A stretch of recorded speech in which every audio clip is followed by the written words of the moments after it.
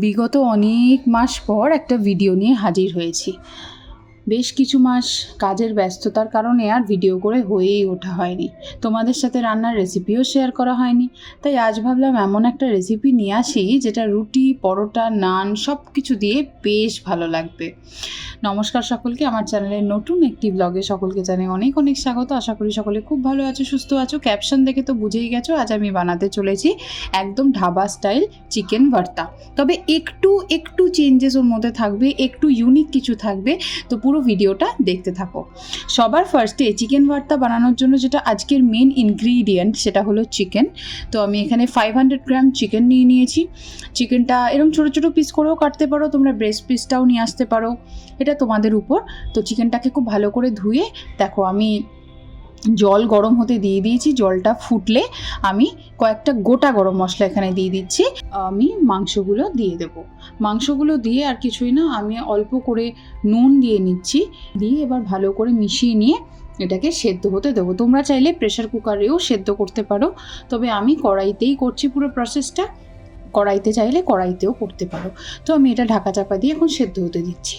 বেশ কিছু সময় পর ফিরে এসে দেখলাম মাংসগুলো কিন্তু ভালোভাবে কুক হয়ে গেছে, একদম যেন গলে না যায় সেই খেয়ালটাও রেখো।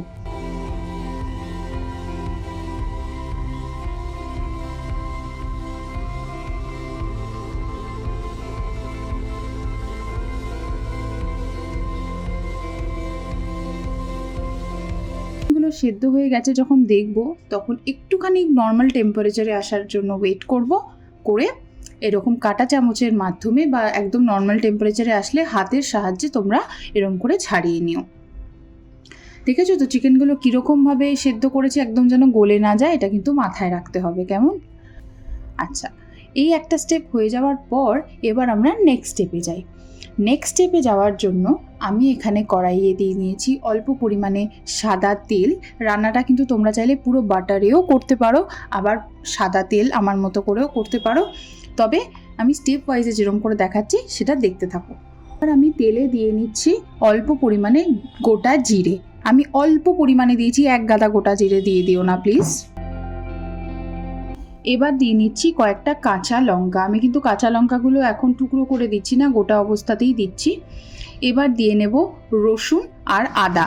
হ্যাঁ, তোমাদের যেমনটা আমি দেখাচ্ছি, আদা আর রসুনটা কিন্তু আমি কোনো রকমের থেতো করে বা কুচো করে কিছু করেই দিচ্ছি না, একদম গোটা জাস্ট মানে খোসাটা ছাড়িয়ে দিয়ে দিচ্ছি জলে ভালো করে ধুয়ে। তাও কিন্তু ঠিক সেম টু সেম প্রসেসটা ফলো করো, রান্নাটা ভালোই হবে, মন্দ হবে না। তো যাই হোক, দিয়ে ভালো করে নাড়াচাড়া করে নিয়ে এবার আমি পেঁয়াজটা দিয়ে দিচ্ছি। দেখো পেঁয়াজটাও কিন্তু আমি ডুমো করে কেটেই দিচ্ছি, এখানে পেঁয়াজটাকে কুচি করে বা বেটে কোনোটাই আমি করছি না। তো তোমরা এরমভাবেই ডুমো করে দিয়ে দিতে পারো, কোনো অসুবিধা নেই। তো ভালো করে এবার সমস্ত কিছুকে নাড়িয়ে চাড়িয়ে নেব।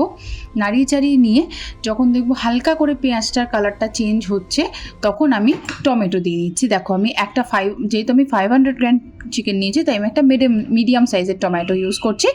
যদি তোমরা 1 কিলোর বেশি মাংস ইউজ করো তাহলে সেই বুঝে টমেটোর পরিমাণটাও কিন্তু বেশি দিতে হবে। যাই হোক, তোমাদের কথা মতো দেখো যেরকম আমি বলছিলাম, আমি কিন্তু ভালোভাবে এটাকে কষিয়ে নিচ্ছি।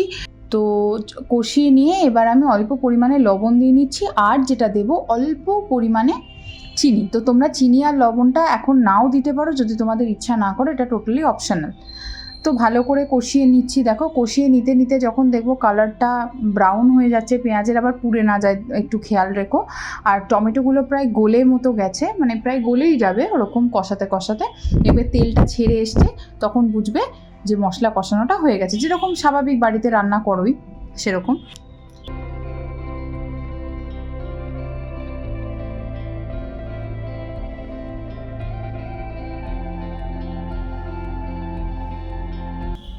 এইবার এই মশলাটাকে আমি নামিয়ে নিচ্ছি একটা থালাতে। আমি ভালোভাবে নামিয়ে এটাকে নর্মাল টেম্পারেচারে আসা অবধি অপেক্ষা করব। কেমন? হচ্ছে নেক্সট স্টেপ আর কিছু না, যখন দেখবো ঠান্ডা হয়ে গেছে এই কষানো মশলাটা, তখন এটাকে মিক্সিতে দিয়ে খুব ভালো করে পেস্ট করে নেবো। আচ্ছা, এইবার বলে রাখি, এবার কড়াইয়ে যে বেঁচে যাওয়া তেলটা ছিল, মানে যেটাতে আমি মশলাটা কষালাম, সেই তেলটার মধ্যে দিয়ে নিচ্ছি বাটার। আমি 1 কিউব বাটার ইউজ করছি, আমুলের বাটার। তোমরা যদি চাও আরও বেশি দিতে পারো, আর যেমনটা আমি বলেছিলাম পুরো রান্নাটা চাইলে তোমরা বাটারেও করতে পারো। এবার আমি এখানে বাটারটা যখন মেল্ট হয়ে যাবে, তখন আমি দিয়ে নিচ্ছি red chilli powder, Kashmiri red chilli powder, আর এমনি যে ঝাল লঙ্কার গুঁড়ো হয় সেটা দিয়ে অল্প করে নাড়াচাড়া করে এই যে মশলাটা পেস্ট করে রেখেছিলাম যেটা বললাম, সেই মশলাটা দিয়ে নেব। দিয়ে এবার আর কিছু না, এবার ভালো করে আরও একটু কষাতে হবে। এইবার তোমরা চাইলে লবণ, চিনি সমস্ত কিছু দিতে পারো। আচ্ছা, চিনিটা অপশনাল, যদি না চাও নাও দিতে পারো, তবে অল্প 1 চিমটে চিনি আমার মনে হয় স্বাদটা ব্যালেন্স করতে হেল্প করে, তাই আমি রেকমেন্ড করবো যে চিনিটা একটু হলেও দিও। দিয়ে এবার মশলাটা যথারীতি ভালো করে কষাতে হবে। আচ্ছা হ্যাঁ, আর একটা জিনিস আমি বলতে মিস করে গেছি, যে মশলা কষানোর সময় তোমরা কাজু বাদামটা দিতে পারো।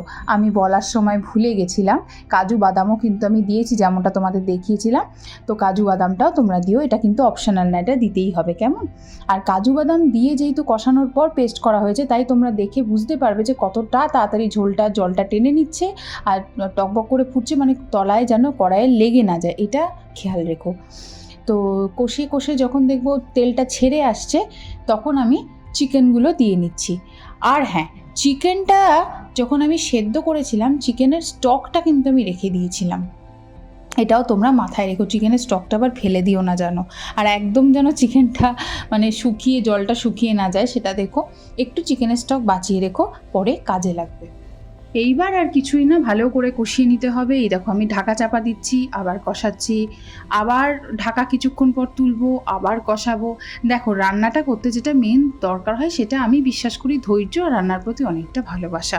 এই দুটো থাকলেই রান্না কিন্তু আপনি ভালো হতে বাধ্য। হ্যাঁ, সবাই সব রেসিপি জানে না, সেটা খুব স্বাভাবিক। আমিও যে সব রেসিপি জেনে একদম পণ্ডিত হয়ে গেছি তা নয়। আমার রান্নাটা শেখা আমার মায়ের হাত ধরে, আর এক্সট্রা যে রেসিপিগুলো আমি শেয়ার করি, হ্যাঁ কিছু আমি রান্নার বই আর কিছু আমি ইউটিউব থেকে। যখন দেখবো ঢাকা চাপা খুলে যে ভালো করে কষে গেছে, তেলটা দেখুন চারিদিক থেকে ছেড়ে এসছে, এবার এই যে স্টকটা আমি রেখেছিলাম, সেই স্টকটা আমি দিয়ে আবারও খুব ভালো করে মিশিয়ে নেব। কষিয়ে পর্যায়ে চাইলে আপনারা একটু গরম জল ব্যবহার করতেই পারেন, বা তোমরা করতেই পারো। যদি তোমাদের মনে হয় না বড্ড শুকিয়ে গেছে, একটু মাখা মাখা হয়ে গেছে, তখন তোমরা চাইলে গরম জলের ব্যবহারও করতেই পারো। কষিয়ে নিতে যখন দেখবো রান্নাটা একেবারেই হয়ে এসছে, সেটা তোমরা একটুখানি টেস্ট করে নিও, সেটা তোমরা একটু চেখে দেখে নিতে পারো। আমার টেস্টটা যেমন আমার মা, আমি যতই ভালো রান্না করি না কেন, আমার মাকে দিয়ে আমি টেস্ট না করি কিছুতেই শান্তি পাই না, কারণ আমি রান্নায় লবণটা বেশি খাই। এবার আমি কাঁচা লবণ ছোটোবেলায় চুরি করে খেতাম, লোকে গুঁড়ো দুধ চুরি করে খায়, আমি কাঁচা লবণ চুরি করে খেতাম। যাই হোক, সেসব কথা না পরেই হবে। তো রান্নাটা যখন দেখবো হয়ে গেছে, তখন আমি নামানোর সময় দিয়ে দিচ্ছি অল্প পরিমাণে কাসুরি মেথি। এটা একটু বুঝে দিও, বেশি পরিমাণে হলে তেতো হয়ে যাওয়ার সম্ভাবনা থাকবে। তো এখনও কিন্তু রান্নাটা আমার শেষ হয়নি, এখনও বাকি আছে। তবে গ্যাস অন করে রান্না কমপ্লিট। এবার যেটা করব সেটা গ্যাস অফ করে এইবার একটা পাত্রতে আমি আস্তে আস্তে করে রান্না করা আমাদের চিকেন ভর্তাটাকে তুলে রেখে দিচ্ছি। তোমাদের যেরকম, দেখো আমি না খুব শৌখিন মানুষ, আমি আবার ডিজাইনার পাত্র মানে এরকম রাখার প্লেট খুব ভালোবাসি। যখনই শপিং করতে যাই, জামা কাপড় না কিনে আবার এগুলো কেনার প্রতি আমার আলাদাই ভালোবাসা জন্মায়। যাই হোক, তোমাদের সাথে কথা বলতে বলতে দেখো আমি প্লেটে সার্ভ করে দিয়েছি পুরোটা। এবার আমি যেটা করবো, যে বললাম গ্যাস বন্ধ করে করব, আর আমি এখন যেটা দিচ্ছি সেটা হলো চিজ। এই চিজটা কিন্তু অপশনাল, এটা না দিলেও চলে। আমার দাদার আবার চিজ খেতে বড্ড ভালো লাগে, তাই আমি এখানে চিজের ব্যবহার করেছি। আর যারা চিজ খেতে ভালোবাসে তারা আরও বেশি করে চিজ দিতে পারো। হ্যাঁ, এবার আমি একটা গোটা আর একটা বাটারের কিউব দিয়ে দিচ্ছি। তোমরা চাইলে আরও বেশি বাটার ইউজ করতে পারো, এটা তোমাদের উপর। তবে আজকের পরিবেশন ছিল একদম ধাবা স্টাইলের চিকেন ভর্তা। সকলের রেসিপিটা ভালো লেগে থাকলে please do like, comment, share and do subscribe. Please সবাই বন্ধুদের সাথে, পরিবারের সকলের সাথে ভিডিওটা শেয়ার করো। ভালো লেগে থাকলে বাড়িতে রেসিপিটা বানিয়ে একবার দেখো, মন্দ লাগবে না। আজ তবে আসি, দেখা হচ্ছে খুব তাড়াতাড়ি আবার নতুন কোনো একটা ভিডিওতে নতুন দিনে। Till then, by.